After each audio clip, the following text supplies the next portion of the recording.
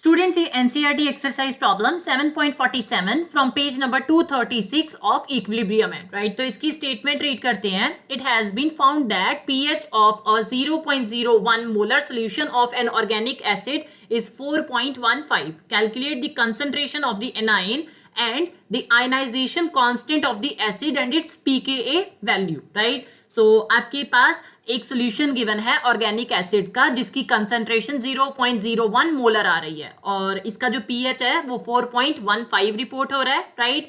And आपसे बोला गया है कि आपने concentration of anion find out करना है, राइट? आयनाइजेशन कांस्टेंट बताना है एसिड का और साथ में ही पीकेए की वैल्यू बतानी है. पीकेए मींस कि आपने एसिड डिसोसिएशन कांस्टेंट की वैल्यू बतानी है, राइट? सो सबसे पहले डेफिनेटली मैं यहाँ पे concentration of anion find out करूंगी. अब मेरे पास अगर ये ऑर्गेनिक एसिड है तो इसे मैं HA अज्यूम कर सकती हूँ, राइट? एंड HA डिसोसिएट कैसे करेगा? Definitely H positive plus A negative की फॉर्म में. दैट मीन्स कि जितने नंबर ऑफ हमारे पास H पॉजिटिव फॉर्म होंगे उतने ही नंबर ऑफ एनाइन फॉर्म होंगे, right? So concentration of H positive जो है सबसे पहला टारगेट हमारा ये फाइंड आउट करना है. पीएच की वैल्यू गिवन है हमारे पास, पीएच इज 4.15. तो कंसंट्रेशन हम कैसे फाइंड आउट कर सकते हैं?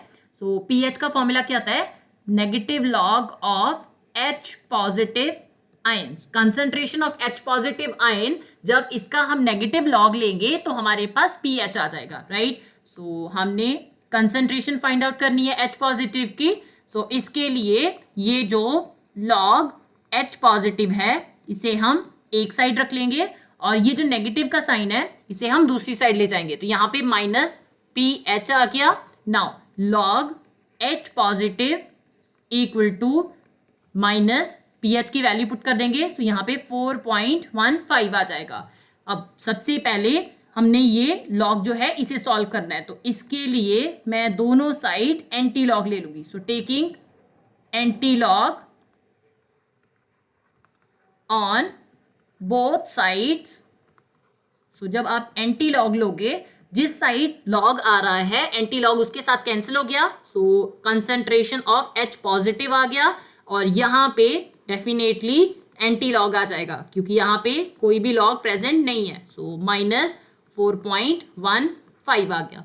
अब ये जो एंटी लॉग है डेफिनेटली हम नेगेटिव वैल्यू का एंटी लॉग टेबल में नहीं देख सकते. तो फॉर दैट ये जो नेगेटिव वैल्यू है इसे हमें पॉजिटिव बनाना होगा. तो इसे पॉजिटिव बनाने के लिए मैं इसमें फर्स्टली स्प्लिटिंग कर दूंगी. सो स्प्लिटिंग विल बी -4 माइनस 0.15 लिख दूंगी.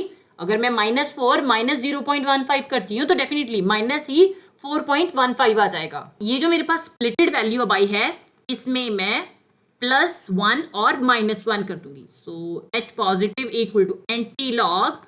यहाँ पे हम -4 माइनस 0.15 +1 -1 कर देंगे. अब ये जो माइनस का मान है इसे मैं -4 के साथ लिख दूंगी. So H positive equal to anti log.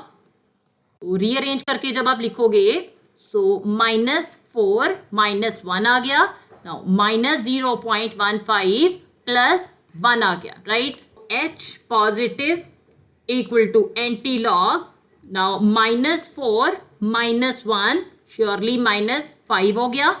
-0.15 +1 यहाँ पे प्लस का 0.85 आ जाएगा. अब ये जो 0.85 आया है इसे हम एंटी लॉग टेबल में चेक करेंगे पर उससे पहले हम एक फॉर्मूला देखेंगे. हमने जो लॉग है उसी में बात की है कि जो हमारे पास लॉग m इंटू n आता है इसे हम कैसे लिख सकते हैं? इसे हम लॉग m प्लस n की फॉर्म में लिख सकते हैं, राइट? सेम वे में अगर मेरे पास एंटी लॉग जो है वो m प्लस n आता है तो इसे हम anti log m into n भी लिख सकते हैं, राइट? सो यहाँ पे आप एंटी लॉग n लगा सकते हो. सो ये वैल्यू भी हम ऐसे ही लिख लेंगे. सो H पॉजिटिव इक्वल टू अब एंटी लॉग -5 ये एक वैल्यू बन जाएगी इनटू एंटी लॉग 0.5 ये एक वैल्यू बन गई। अब ये जो 0.5 है इसे हम एंटी लॉग टेबल में देखेंगे, और ये जो -5 है इसे हम कैसे सॉल्व कर सकते हैं, अब इसे समझते हैं। अब हमने लॉग में भी एक फॉर्मूला पढ़ा था कि लॉग m पावर n जो है ये डेफिनेटली n log m बनाता है, राइट। अब अगर मैं log 10 रेज टू पावर -5 लेती हूँ तो ये -5 आगे आ जाएगा और log 10 आ गया। अब log 10 की वैल्यू हमारे पास 1 आती है, सो -5 इंटू 1, यहाँ पे माइनस का 5 आ गया, राइट। अब ये जो माइनस का 5 है अगर इसका आप एंटी लॉग करते हो तो वो किसके इक्वल आएगा, 10 रेज टू पावर -5 के इक्वल आएगा, क्योंकि लॉग जो है ये इनवर्स ऑफ एंटी लॉग आता है। मतलब कि जिस वैल्यू का आप लॉग ले रहे हो उसका जो आंसर आएगा, अगर उस आंसर का आप एंटी लॉग करोगे तो जिस वैल्यू का हमने लॉग लिया था वही वैल्यू आ जाएगी। दैट मीन्स कि एंटी लॉग -5 जो है ये किसके इक्वल आना चाहिए, 10 रेज टू पावर -5 के, राइट। तो ये वैल्यू हम यहाँ पे पुट कर सकते हैं, H positive equal to anti log of -5 definitely 10 raise to power -5 बन गया, इनटू एंटी लॉग 0.85 ये हमारे पास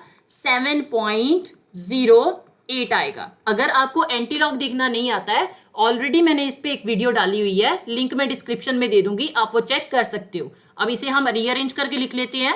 सो concentration of H positive ion equal to 7.08 into 10 raise to power -5 आ गया। आई नो दैट कि जितने H पॉजिटिव आयन बने हैं डेफिनेटली A नेगेटिव भी उतने ही बने होंगे। So concentration of H positive ion हमारे पास कंसंट्रेशन ऑफ एनायन के इक्वल आ रही है। दैट मीन्स कि A नेगेटिव के इक्वल आ रही है, और concentration of H positive ion 7.08 into 10 raise to power -5 है, राइट। सो कंसंट्रेशन हमारे पास मोलर आएगी क्योंकि हमारा जो सॉल्यूशन है वो मोलर की फॉर्म में गिवन है। नाउ नेक्स्ट टारगेट हमारा क्या है कि हमने डिसोसिएशन कांस्टेंट फाइंड आउट करना है, और यू कैन आल्सो से कि हम आयनाइजेशन कांस्टेंट की बात कर रहे हैं। तो आयनाइजेशन कांस्टेंट जो है ये हम कैसे फाइंड आउट करेंगे, अगर मैं अपनी इक्वेशन लिखूं तो ऑर्गेनिक एसिड जो था वो किस फॉर्म में डिसोसिएट कर रहा है, वो H पॉजिटिव और A नेगेटिव की फॉर्म में डिसोसिएट कर रहे हैं। अब ionisation constant equal to concentration of products, तो प्रोडक्ट साइड हमारे पास H पॉजिटिव और A नेगेटिव आयंस हैं, right, divided by concentration of reactant, reactant side केवल HA प्रेजेंट है, राइट। अब कंसंट्रेशंस निकाली हुई हैं तो हम वैल्यू पुट कर देंगे। So 7.08 into 10 raise to power -5 आ गया, राइट, इंटू A नेगेटिव भी सेम ही आएगा 7.08 into 10 raise to power -5 divided by HA। Organic acid जो है इसकी कंसंट्रेशन कितनी गिवन है, that is 0.01 molar, right. So ये वैल्यू हम यहाँ पे पुट करेंगे। सो 0.01 मोलर, अगर आप इसे सॉल्व करो तो डेसिमल हटा के मैं इसे 1/100 एज्यूम कर सकती हूँ। अगर ये 100 को मैं साइंटिफिक नोटेशन में बताऊं तो it will be 10 raise to power 2, क्योंकि 1 के साथ 2 जीरोस हैं, तो जितने जीरोस प्रेजेंट होते हैं 1 के साथ उतनी हम पावर लिख देते हैं। अब ये जो 10 रेज टू पावर 2 है इसे जब मैं न्यूमरेटर में लेके जाऊंगी तो it will be 10 raise to power -2 आ गया। तो HA जो है इसे हम 10 रेज टू पावर -2 भी लिख सकते हैं, right. So Ka equal to, now अब हम अपना जो न्यूमरेटर है इसकी वैल्यू सॉल्व करते हैं। सो 7.08 इंटू 7.08 इट विल बी 50.1264 आ गया। दोनों पावर्स मल्टीप्लीकेशन में है तो ये सिंपली आप ऐड कर दोगे, 10 रेज टू पावर -5 आ गया। 10 रेज टू पावर -2 नेगेटिव है डिनोमिनेटर में, जब आप न्यूमरेटर में लेके जाओगे तो ये प्लस का आ जाएगा, सो 10 रेज टू पावर 2 आ जाएगा। ये जो हमारे पास 50.1264 आ रहा है इसे मैंने according to the scientific notation लिखना है, right. So according to scientific notation there should be only 1 non zero digit on the left side of the decimal. तो ये डेसिमल मैं अप टू 1 डिजिट डिस्प्लेस कर दूंगी। अगर decimal displacement right to left आती है तो पावर पॉजिटिव होती है, राइट। सो 5.0, अब यहाँ पे 6 है, मैं इसे राउंड अप करना चाहती हूँ तो ये जो 6 है ये मोर देन 5 है तो ये 2 को मैं 1 बढ़ा के लिख दूंगी, right. So it will B 5.013 into, अब एक डिजिट डिस्प्लेसमेंट कर रहे हैं हम राइट टू लेफ्ट, तो 10 रेज टू पावर 1 पावर आ जाएगी. Now this one 10 raise to power -5, ये 10 रेज टू पावर -10 बन गया इंटू 10 रेज टू पावर 2 आ गया. अब ये भी पावर्स मल्टीप्लीकेशन में है तो सिंपली आप इन्हें ऐड कर दोगे. So K A equal to 5.013 into 10 raise to power 1 -10 plus 2 आ गया.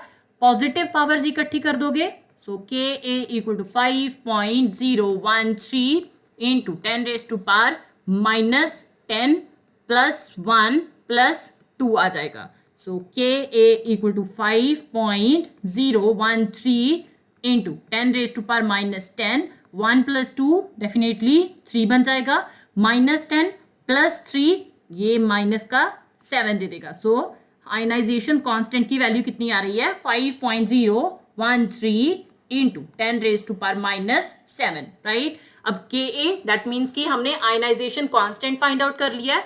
नाउ जो एसिड डिसोसिएशन कांस्टेंट है इसकी वैल्यू फाइंड आउट करेंगे. Acid dissociation constant that means कि पी के ए की वैल्यू फाइंड आउट करनी है. तो फॉर्मूला क्या होगा, negative log of ionization constant, right. So ionization constant की वैल्यू हमने फाइंड आउट की है. So p K A equal to negative log of 5.013 into 10 raise to power -7, right.